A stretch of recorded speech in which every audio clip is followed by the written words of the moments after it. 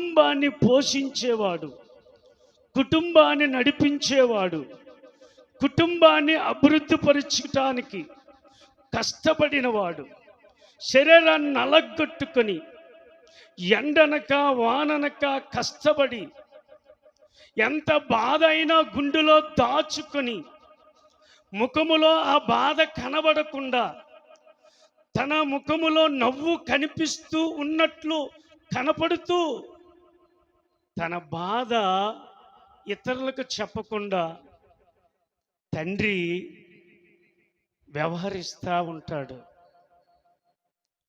తండ్రికి సాటి ఇంకొకరు ఉండరు. తండ్రి బాధ్యత ఎంత గొప్పది.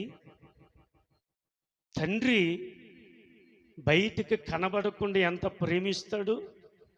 కొన్నిసార్లు ఆ తండ్రి ఆ పిల్లల దగ్గర చిన్నవాడైపోయి ఆ పిల్లలకి ఆ తండ్రి పిల్లల గుర్రము వలె త్రిప్పడానికి, భుజముల మీద వేసుకొని మోయడానికి, భరించటానికి తను భారము పడతాడు. కానీ తన పిల్లలకు భారము తగలకుండా చూడడానికి ఆశపడేవాడు తండ్రి. తన పుట్టుడు దుఃఖములో ఉన్న తన పిల్లలు సంతోషముగా ఉండాలని, తన పిల్లలకు ఆకలి తెలియకూడదని, తన పిల్లలకు ఇబ్బంది తెలియకూడదని తండ్రి ఆశపడతాడు.